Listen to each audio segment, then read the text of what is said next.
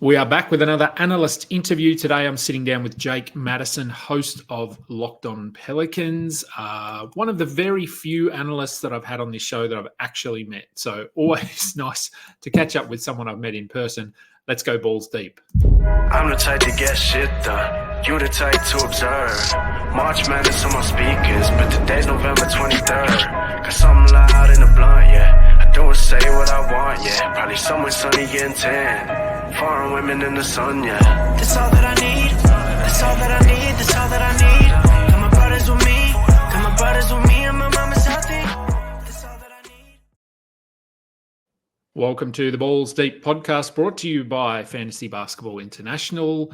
I'm your host, Adam King, at AdamKing91 on Twitter, back for another analyst interview, nearing the end of this series. So, we've spoken to a lot of pretty cool people.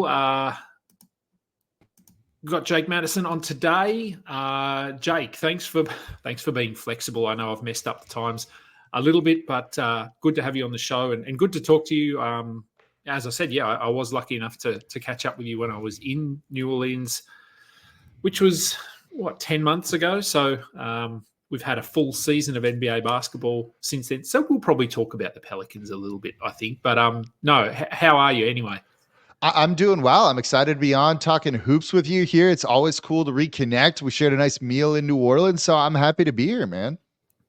We did, and I was actually on the Flock podcast the other night with Lyle Swithenbank. So he's he does a Pelicans show and a fellow Australian, and so went on the show with him, and we chatted about about life and the Olympics and all sorts of things, but also spoke about the Pelicans. So I guess we'll get into the interview content, but quickly touching on the Pelicans, they're sort of a team that feels like they're on the cusp. So they're ready to take that next step potentially. And Lyle and I spoke about this as well. And I guess just get your thoughts on the DeJounte Murray trade, because both of us were pretty positive about it. Are you of the same opinion?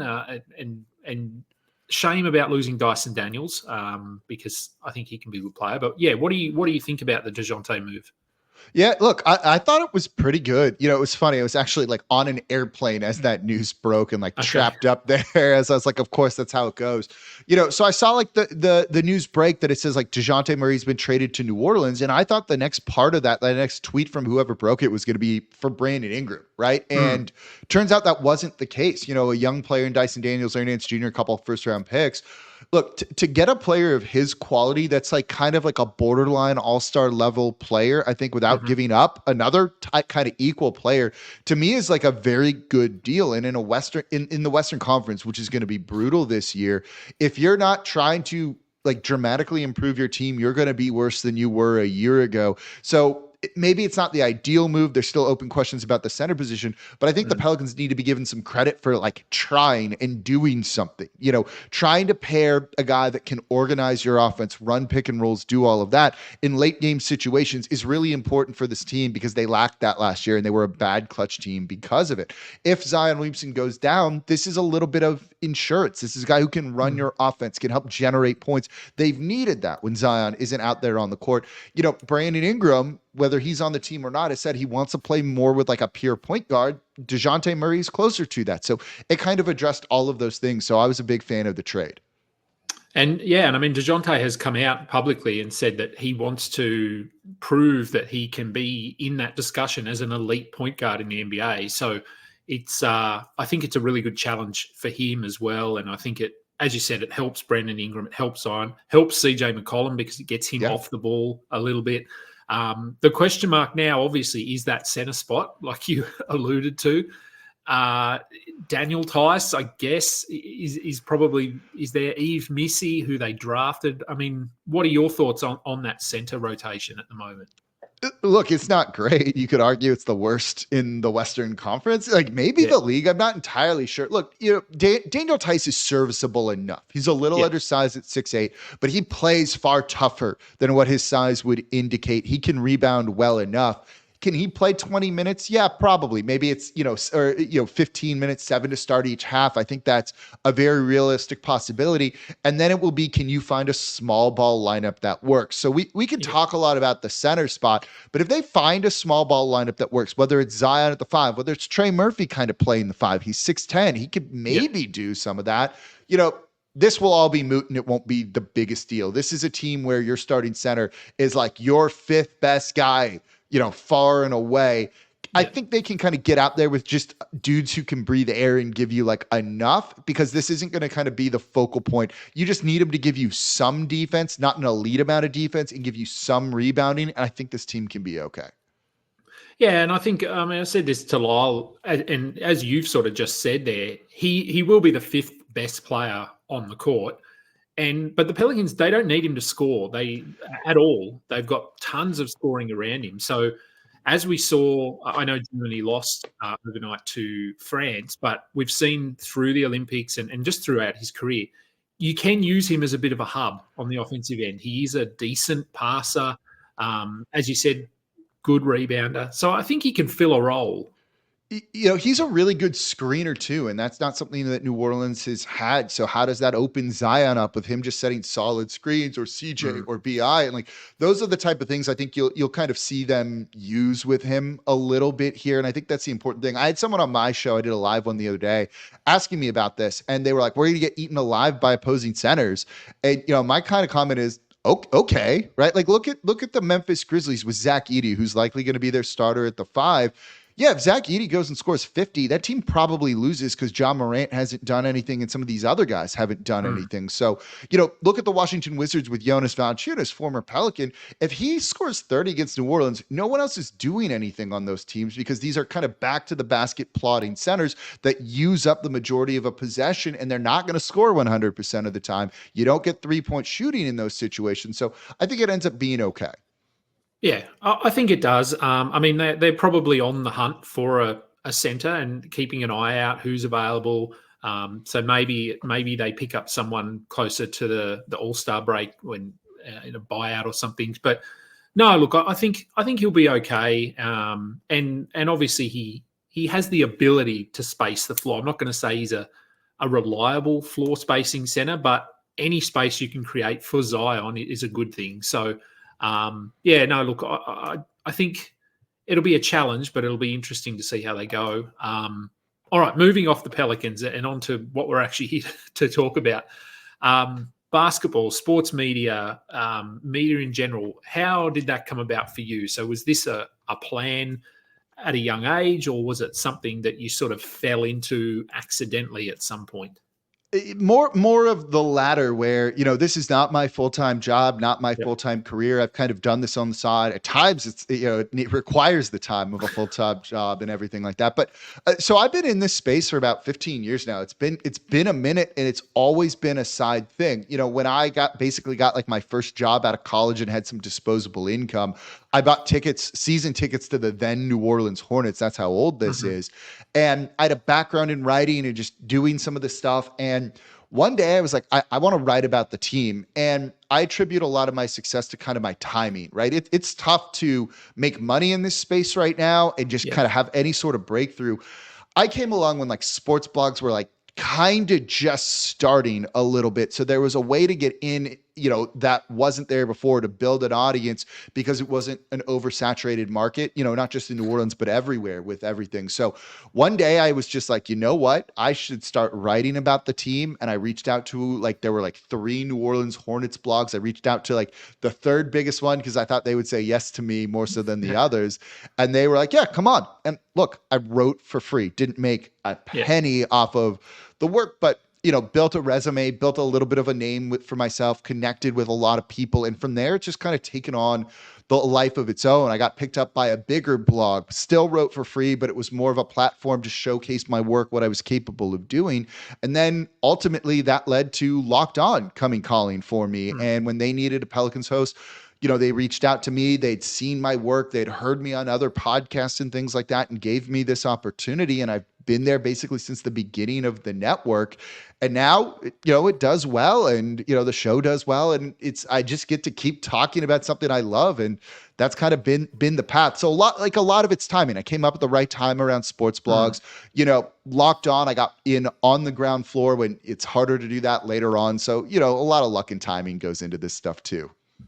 And then, so as you said, you do the Locked On Pelicans stuff, do you still co-host Locked On NBA? So just their NBA show. So I guess that means that obviously your focus is the Pelicans, sort of everything there is to know, but hosting a show like that, you actually need to broaden that knowledge base, I guess, to study the league as a whole.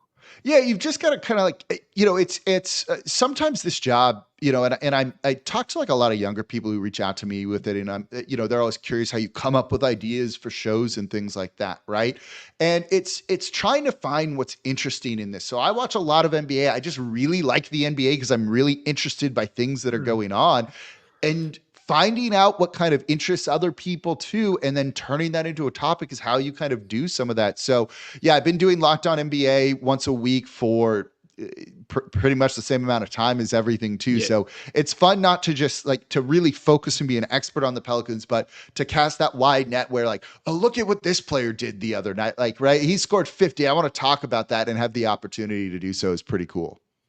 And I think that's one of the appealing things of just sport in general. But the NBA, there's the narrative is always changing, the storylines, the players that we're talking about. So as you said, I mean, you can come up with ideas for shows ahead of time, but by the time the show then rolls around, you've probably got other things to talk about. So it is for us here in the fantasy space, a little bit different, but much the same in that we'll have an idea that we want to talk about, but then you come to record the show and all this news is broken and someone's gone off for 50 and someone's got injured. And so it is a very dynamic landscape. And for me, it means it gives me an excuse to have to watch a lot of basketball. Which I right. It's oh no, I have to stay up late and watch all of this. Woe is me kind of thing. Right. Yeah, that's right. And it's a good excuse. I can tell my wife, well, no, I have to do this. It's not just because I like basketball. It's part of my job. So, so as you said, this isn't your full-time job, but I'm sure it takes up a lot more hours than a hobby should. Full-time job. So what is it that you do when you're not doing your basketball stuff? So I live in New Orleans. There's Tulane University here, which is actually how I ended up in New Orleans. So that was my undergraduate college, and I went there. And I work for them now. I'm a fundraiser for the university. So I meet with alumni, talk about them supporting the university, trying to bring money in for different things. So, they're great that they encourage me to do the show and everything, but that's kind of the full-time job. I love what I do for them as well.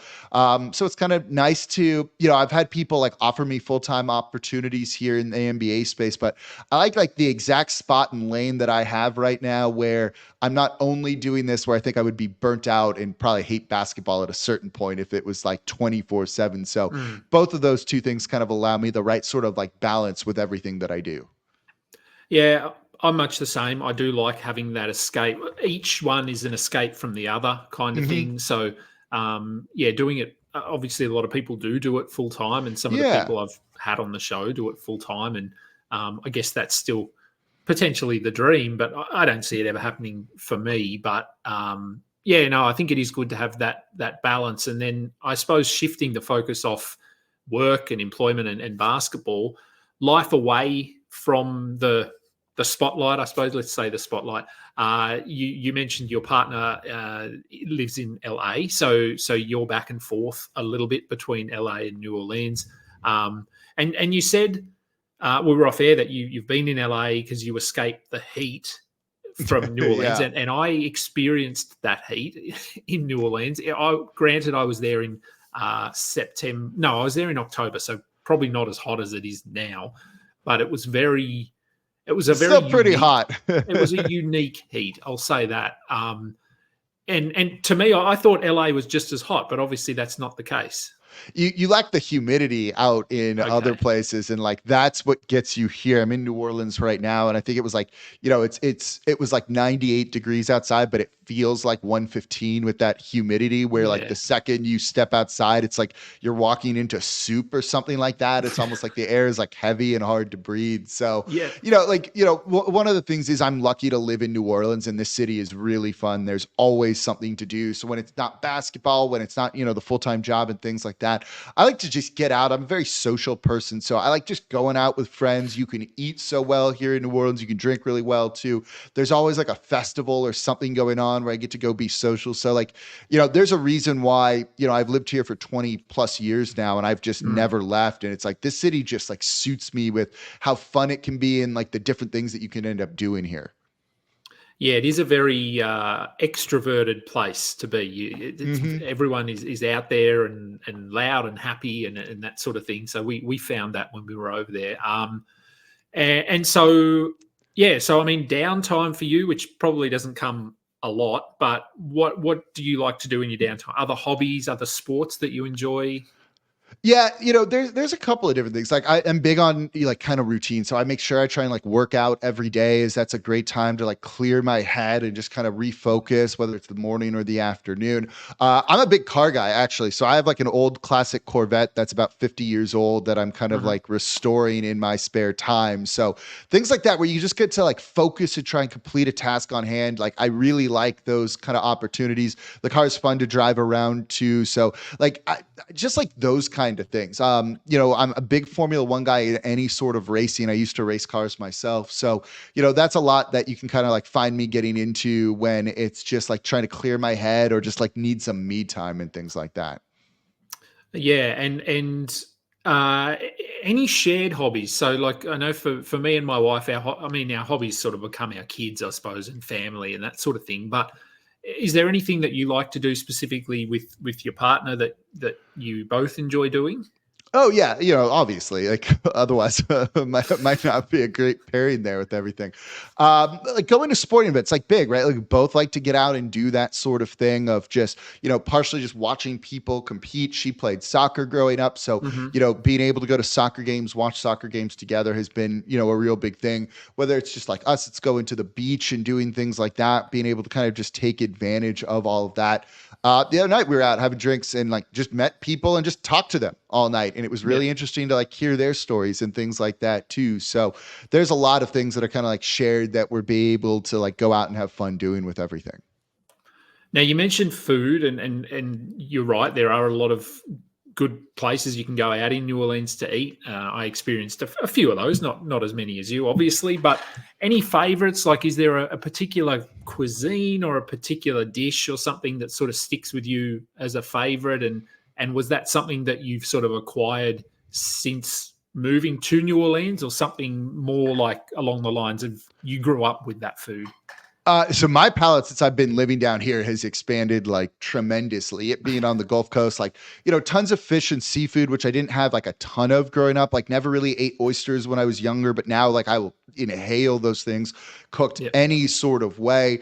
So anything like that has like really kind of gotten its hooks in me, and that's been really cool to kind of just like expand my taste.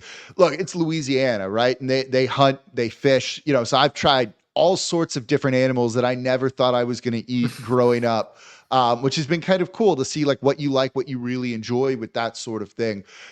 Where you and I went, which was Butcher, which is like that great sandwich Hmm. shop downtown. Yeah. Their restaurant Koshan, like attached to it, is Yeah. like incredible. You're gonna walk out of there weighing like pounds more than you would have otherwise from that, but all like kind of the Southern food I've really embraced. It's difficult to eat healthy here, but you got to try and do all of that. So the other thing that I like is like, give me a place with like a good atmosphere that's fun, where if you go with a group, there's just like kind of energy flowing around you. I always enjoy those type of places as well.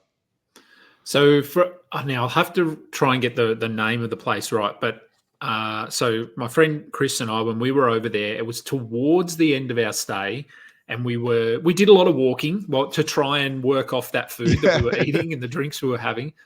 So we did a lot of walking, and we walked so through New Orleans, and it was over to where. So the purpose of our walking that specific sort of environment, that what we were doing was to go and see the house that was filmed for American Horror Story. Yep, on Jackson over there. Mm-hmm. So we walked over there, and it's a bit of a hike. It's not that far, but it was a decent walk from the main sort of city where we were. And we discovered that that's not the only house there like that. It's a whole area like that, and the photos were phenomenal. And that was just incredible. But walking back, it was lunch. I want to say it was lunch. So we're looking for somewhere to eat. Now we went to a place, and I think it was called Juan's Flying Burrito. Yeah, that's a place. Mm-hmm. Biggest burrito I've ever had in my life, and it was the best burrito. So it wasn't just quantity over quality; it was both quantity and quality. We both left probably fuller than we've been ever, but it was so good. The ingredients were great. Is that somewhere that you go, or was that just Yeah, there's a couple of those around town. I love that place. Like, love that place. That's if you really want to laugh, like, it's one of my like go-to like hangover places when I'm like, oh, it's Sunday morning, I'm struggling a little bit here. Like, Juan's Flying Burrito and picking up some food is like usually a safe order and a safe bet. So like, that's great. Like, I don't know, this city's just cool, right? Like, being able to walk and go and see that house, and then kind of discovering, right, that there's this whole neighborhood of historic homes like that, all the history here in the city with everything, all like kind of the variety that you get. It's just like a cool place to be able to do that. But like, eating is definitely up there on the list. Yeah, I think it has to be. And then something that I'm sort of into, I suppose, I really like movies and I like TV and that sort of thing. Is that something that you're into, or that you were sort of into years ago? Like, how often would you go and sit down and watch a good movie, and have you got any favorites? Yeah, so I don't get the opportunity to do it as much as I would probably like, given, basically 2 full-time jobs with everything makes it a little bit difficult with it all. Look, I'm a huge nerd. So any of the superhero movies, things like that, all the Marvel movies, those are going to get me. Like, you'll definitely find me in the theater for that sort of thing. I also like a lot of like older classics and things like that too. Any sort of like film noir kind of detective stories can really hook me. There's a really great theater in New Orleans called the Britannia Theater, which is like an old school single screen theater that they play a lot of those movies in. So it's not far from where I live, so it's easy to kind of get over there for like, the evening movie that they're playing that's kind of like a classic, just to like get out of the house, go watch something and things like that. And I mean, obviously that shift has happened in the last 5-10 years over to TV shows. So a lot of people now, they don't have time to go to the movies, so they binge watch a TV show or something like that, because it's just a lot easier. Is that something that you're into, TV shows? Like, are there any that sort of stick with you as a favorite TV show? Yeah, there's like two sides to it, right? Like, you've got like the prestige TV that part of it is I just don't have tons of time, especially during basketball season, to like sit down and like, I'm going to watch an episode. So when those shows come along, like that really kind of get their hooks in you, it's always good. Big Game of Thrones guy with that on, kind of, and everything going on with that right now. Some of those other shows have like kind of managed to hook me kind of in that genre. Big sci-fi guy, so any of those often really do it too. Like the Fallout TV show that just came out was great. Really loved that. Look, there's also some trash TV that I'll throw it in there. I don't know what it is about Love is Blind on Netflix, but anytime that new season comes out, like, I'm trying to watch that all immediately. And so that's like the kind of like guilty pleasure show that I have for everything. Yeah, I think we all have those guilty pleasures, and I can't even think who it was. Someone I spoke to recently, I interviewed, and theirs was watching reality TV like Love Island and things like that. So I just watched that for the first time like this past week. So it's like perfect that you mentioned that up. There you go. I didn't love that one as much, but it was pretty entertaining still. Yeah. And we get all of those here, and obviously then we have our Australian versions of those shows, and as they do around the world now. So no, look, thanks for jumping on the show today. I mean, let people know where they can find you and what you've got sort of going on. We're obviously not a lot of news at the moment, but it'll start to ramp up before we know it. Oh yeah, look, we just got like the email announcement from the Pelicans of like training camp and that schedule. It's like less than 2 months away that all that stuff gets really ramped up. Look, there's going to be more moves incoming in the NBA soon. So it's going to be a lot of fun. You can find me. I'm on Twitter. It's at Nola Jake. Just search Locked On Pelicans wherever you get your podcasts. Also there on YouTube as well. And then the Locked On NBA podcast. I'm on there every Wednesday, kind of breaking down the league as a whole. Yep, no, find Jakey out and about. And yeah, if you're into the Pelicans, certainly if you're not already following him and listening to the podcast, then go and do that. That will do it for today's show. Thanks again for being flexible with my wacky schedule and jumping on the show. Remember to like and subscribe. Give this episode a thumbs up.